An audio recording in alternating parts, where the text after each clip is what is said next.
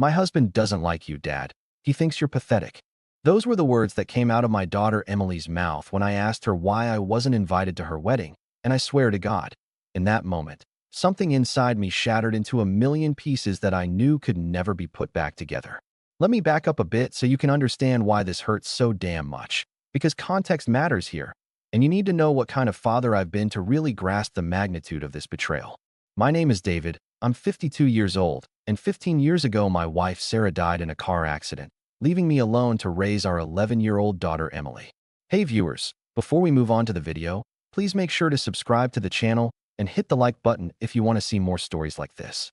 From that moment on, it was just the two of us against the world, and I devoted every single day of my life to making sure she had everything she needed and more. I worked 2 jobs for years, sacrificed my social life, my dating life. Hell, I sacrificed everything to give Emily the childhood and opportunities she deserved. When she wanted piano lessons, I paid for them even when money was tight.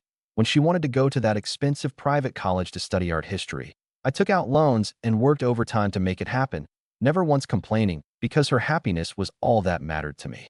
I was there for every recital, every parent-teacher conference, every heartbreak and triumph. And when she graduated 3 years ago, I bought her a house as a gift, an actual house that cost me $230,000, basically my entire life savings, because I wanted her to have security and a good start in life. So you can imagine how I felt last Tuesday when I was scrolling through Facebook during my coffee break and saw a photo of Emily in a wedding dress, kissing some guy I'd only met twice, with the caption, "Best day of my life. Married to my soulmate." My hand started shaking so badly I nearly dropped my phone because my daughter had gotten married and I found out through social media like some random acquaintance. I called her immediately, 5 times in a row until she finally picked up, and when she answered her voice was cold and irritated like I was bothering her. "What do you want, Dad?" she said. And I asked her what the hell was going on. Why wasn't I invited to her wedding? Why didn't she even tell me she was engaged? There was a long pause before she sighed and said, "Marcus didn't want you there, okay? He thinks you're pathetic, always trying to control my life, and honestly, I agree with him." The words hit me like a physical blow, and I couldn't breathe for a moment, couldn't process what I was hearing. "Pathetic? Emily, everything I've ever done has been for you," I said, my voice cracking. But she just responded with that dismissive tone she'd developed since dating Marcus, saying, "I knew you'd make this about you. I'm 26 years old. I don't need your approval anymore." I told her I was coming over to talk face to face, and I drove straight to the house I had bought her, the house that was technically still in my name because we'd never gotten around to transferring the deed. When I arrived, Marcus opened the door with that smirk I'd always hated, this tall guy in his late 20s who was always bragging about his leased BMW. "Oh, it's you," he said, not even pretending to be polite. And when I said I needed to talk to Emily, he actually put his hand on my chest to stop me from entering. "She doesn't want to talk to you. Man, you need to learn some boundaries," he said. And that's when Emily appeared behind him, looking at me with annoyance mixed with what might have been guilt. "Dad, why are you here? I told you on the phone how things are," she said, crossing her arms. And when I begged to talk to her alone, she said, "No, whatever you have to say, you can say it in front of Marcus. He's my husband now." The way she emphasized husband felt like she was deliberately trying to hurt me. I tried to explain that I didn't understand what happened, that we used to be so close, that I'd always supported her, and I just wanted to know what I did wrong. Marcus actually laughed and said, "You really don't get it, do you, old man? You're suffocating, always acting like she owes you something just because you're her dad." "I never said she owed me anything. I just want to be part of her life," I protested, but he just got louder and more aggressive, saying, "Well, she doesn't want you in her life anymore, so why don't you take the hint and leave?" Emily just stood there with her arms crossed, not defending me, not telling him to back off, just watching like I was a stranger causing a scene. "Emily, please, talk to me. Don't let him speak for you," I pleaded, but Marcus stepped fully in front of her and said, "She already told you how she feels. Now get the hell out of here before I make you leave." "You're going to make me leave the house that I bought for my daughter?" I said, my anger finally rising, and Marcus shot back. "Oh, here we go with the 'I bought you everything' speech. You're such a typical narcissistic parent." That's when Emily spoke up and destroyed me completely. "Because I knew you'd try to talk me out of marrying Marcus. You never liked him. You always thought you knew what was best for me. And I'm sick of it. I don't need your approval anymore." I just wanted to be there for one of the most important days of your life, I said, feeling tears forming in my eyes. But she responded coldly, well, you weren't invited, and the wedding was perfect without you. So maybe that tells you something. Marcus put his arm around her possessively and said, you heard her, old man. Your time is done. I'm her family now. She doesn't need a pathetic, controlling father anymore. There was that word again, pathetic, and this time Emily didn't contradict him, didn't defend me, just stood there under his arm looking at me like I was the villain. Emily, please. I whispered one more time, but she just said, just go, Dad. And then Marcus literally pushed me, actually shoved me backward off the porch. I stumbled but caught myself, and for a moment I considered fighting back. But when I looked at Emily's face and saw she wasn't even upset that her husband had just assaulted her father, I knew it was over. I walked back to my car and sat there for 5 minutes, shaking and crying, trying to process what had just happened. As I drove home, something inside me started to change. The hurt began crystallizing into something colder and harder. I had spent 15 years sacrificing everything for Emily, and this was how she repaid me, by choosing some manipulative jerk who convinced her that her father was the enemy. That night I sat in my home office with a bottle of whiskey and started making a list of every financial commitment I'd made, every legal document that still had my name on it. The house was still officially mine. And then there was the honeymoon to the Maldives I'd secretly booked and paid for, 15,000 euros that was supposed to be a surprise gift. There was also the joint bank account where I'd been depositing 500 euros monthly for years, accumulating about 20,000 euros, plus all the monthly bills I still paid like her phone, car insurance, and other subscriptions. As I looked at this list, something became crystal clear.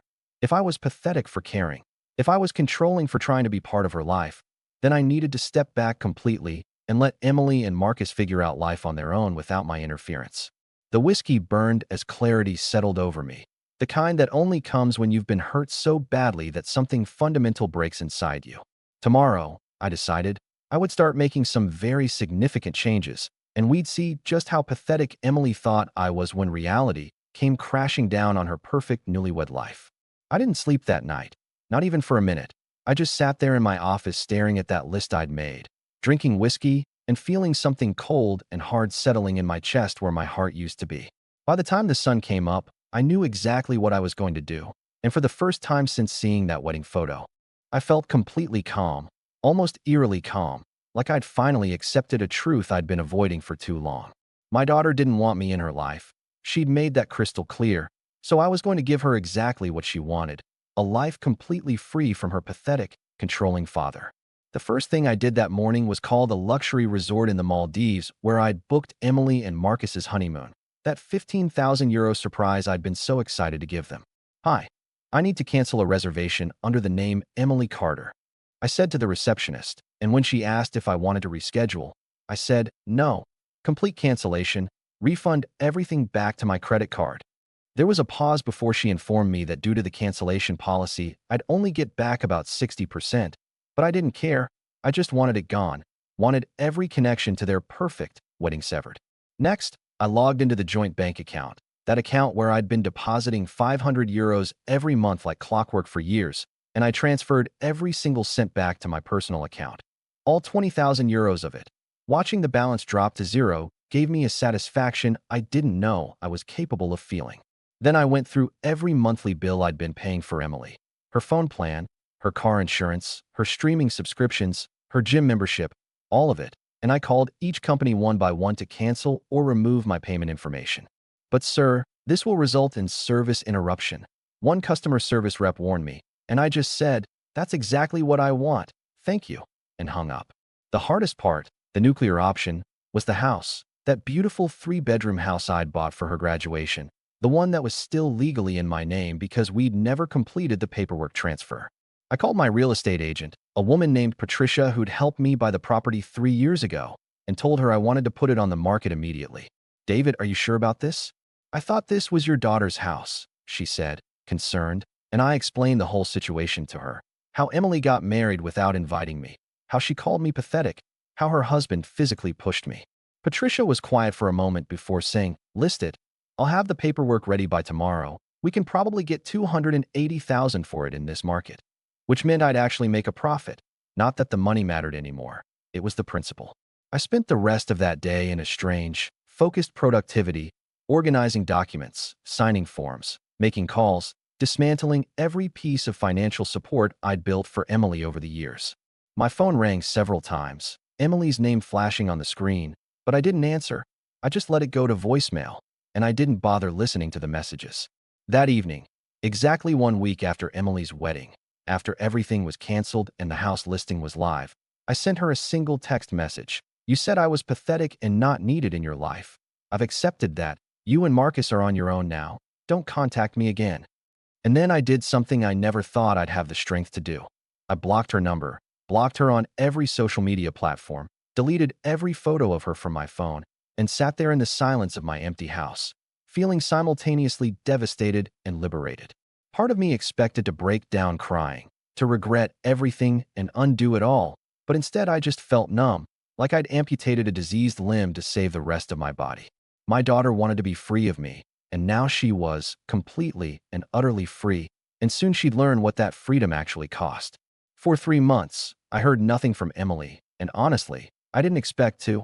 I'd moved on with my life, started going to therapy, reconnected with old friends I'd neglected over the years, even went on a few dates, and for the first time in 15 years I was living for myself instead of for someone who clearly didn't appreciate it. The house sold in 6 weeks for $275,000. And I used the profit to finally book that trip to Japan I'd been dreaming about for years, but always postponed because Emily needed something. My therapist told me I was processing grief, that cutting off your child is like a death in the family, and she was right. I was grieving the daughter I thought I had, mourning the relationship I thought we'd built, but I was also healing, slowly but surely. Then, on a rainy Tuesday evening in late October, there was a knock on my door, and when I opened it, there stood Emily, and I barely recognized her. She'd lost weight. Her eyes were red and puffy like she'd been crying for days. Her hair was unwashed and pulled back in a messy ponytail, and she was wearing sweatpants and an old jacket I remembered buying her years ago. Tattoo? Please, can we talk? She said, using the Ukrainian word for dad that she hadn't called me since she was a little girl, and my heart, that traitorous organ, immediately started breaking all over again. I stood there in the doorway for a long moment, every fiber of my being wanting to pull her into a hug, to tell her everything was okay, to be the dad I'd always been, but I couldn't. Not after what she'd done, not after how she'd made me feel. What do you want, Emily?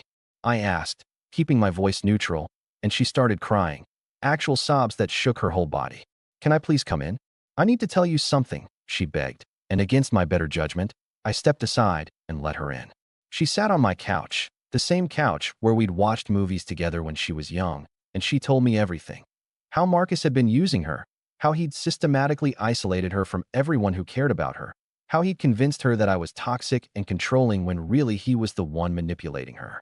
He only wanted me for money, Dad. And when he found out the house was sold and the bank account was empty and there was no honeymoon, he changed completely, she said through tears. Apparently, Marcus had started becoming verbally abusive, calling her stupid for letting me take everything, blaming her for their financial problems. And then 2 weeks ago, she discovered he was cheating on her with another woman, someone with a wealthy family, and he'd already moved out and filed for divorce. I was so stupid. You were right about him. You were right about everything. And I'm so sorry. I'm so sorry, she cried, reaching for my hand, but I pulled back. I looked at this broken young woman on my couch, my daughter, the girl I'd raised and loved and sacrificed everything for, and I felt a complicated mix of emotions: love, anger, pity, resentment, all swirling together in my chest. Emily, I appreciate you coming here and apologizing. I really do, I said slowly, choosing my words carefully. But you didn't just exclude me from your wedding. You called me pathetic. You stood there while your husband assaulted me. You chose a man who disrespected me over your own father, who gave you everything. She was sobbing harder now, saying she knew. She knew she'd messed up, begging for forgiveness, asking if we could start over. I stood up and walked to the window, looking out at the rain, and I said the hardest words I've ever had to say. Emily, I love you. I will always love you because you're my daughter, but love isn't enough anymore. You broke something between us that can't be fixed with a simple apology.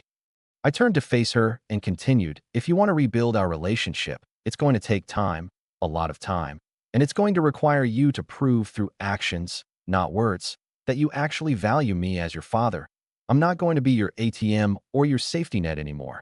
I'm not going to drop everything to fix your problems." She nodded, mascara running down her face, and asked, "Does this mean you're giving me another chance?" And I sighed deeply. "It means I'm willing to try, but we're starting from zero. You want to see me, you call, and we schedule something. You want my help, you ask respectfully and understand I might say no. And most importantly, you need to get yourself together, get therapy, figure out who you are without Marcus or without me rescuing you." I walked her to the door, and before she left, she hugged me tight and whispered, "Thank you, Dad. I'll prove I can change, I promise." And I just nodded, watching her walk to her car in the rain. After she left, I sat back down on that couch and let myself cry for the first time in months. Not tears of sadness, but of release, because I'd finally set boundaries, finally stood up for myself, finally realized that being a good father doesn't mean being a doormat. The road ahead would be long and complicated, but at least now it would be on my terms. What do you think about this story? Let me know in the comments, drop a like, and don't forget to subscribe for more real-life stories.